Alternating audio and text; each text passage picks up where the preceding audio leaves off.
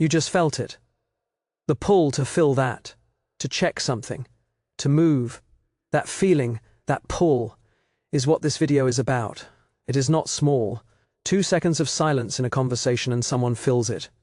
Usually you. Why? Not because the silence needed filling, because something in you required it. Today, what that something is, and what it reveals about where you are psychologically. And before we start, do not fill this one. Let the next 5 seconds just be.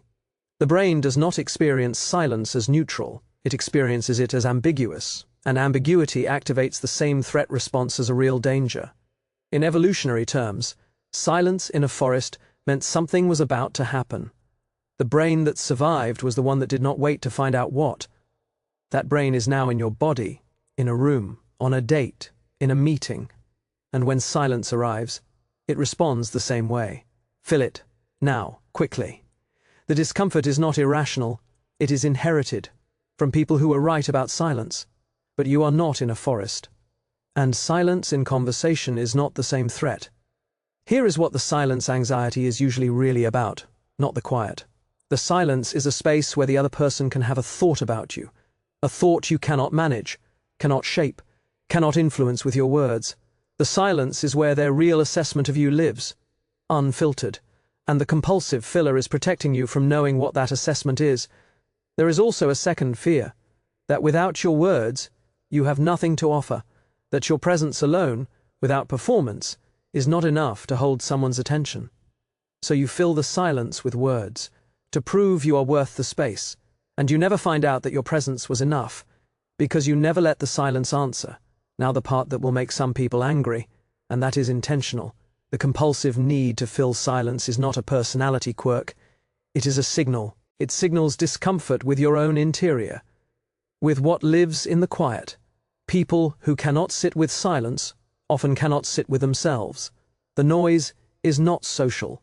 The noise is avoiding an encounter with your own mind. And a person who cannot be alone with their thoughts cannot fully be with others. Because they are not present in the room, they are performing into the room. The uncomfortable claim, silence tolerance is a measure of psychological development. Not the only measure, not a perfect measure, but a real one. The most psychologically developed people in a room are often the quietest, not because they have nothing to say, because they do not need to fill every space. Here is what silence contains that the noise is replacing. Silence contains the other person's actual presence, not their performance. The moment between words is where genuine connection happens. When two people can be quiet together and both feel the quiet as comfortable, that is intimacy. It is one of the most reliable indicators of genuine relationship depth, and you cannot reach it if every silence is immediately filled.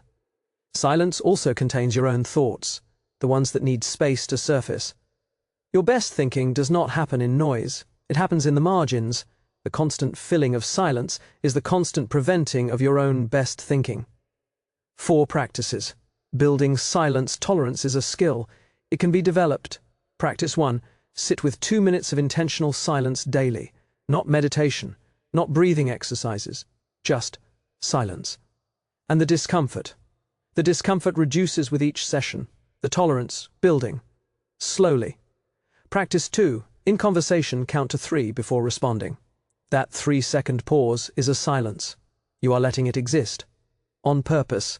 And what you say after 3 seconds is almost always better than what comes immediately. Practice 3. Notice what thought arrives in silence. Without following it immediately, the thought that arrives first in silence is usually the most honest thought. Practice 4. Allow 1 silence per conversation to simply exist. Unresolved. Most silences in conversation are not awkward. We make them awkward by treating them as emergencies. The most powerful people in a room are often the ones comfortable with silence, not because they have more to offer, because they are more present to what is already there. The silence you are afraid of is the same silence that contains your best thinking. Now, the debate. And I mean this. I want both sides in the comments. Do you think people who cannot sit with silence are less emotionally developed? Yes or no? Tell me why. The comment section is going to be good this week. Subscribe. Next, why you are nicer to strangers than to the people you love most. That one is going to make you look at yourself differently. See you there. Peace.